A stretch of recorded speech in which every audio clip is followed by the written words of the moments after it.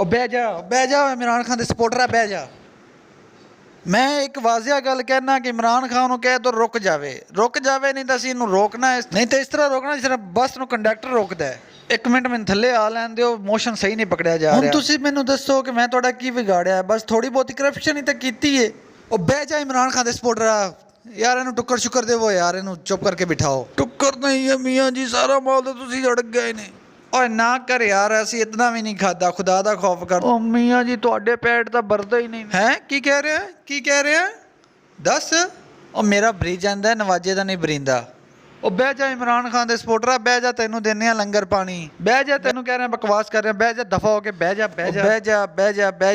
ਇਹਨੂੰ 1 litre petrol ਦੇਵੋ ਯਾਰ। ਤੁਸੀਂ ਸਾਰੇ ਬਹਿ ਜਾਓ ਯਾਰ, ਤੁਹਾਨੂੰ ਸਾਰਿਆਂ ਨੂੰ ਕੀੜਾ ਉਛਲ ਪਿਆ। ਬਹਿ ਜਾਓ।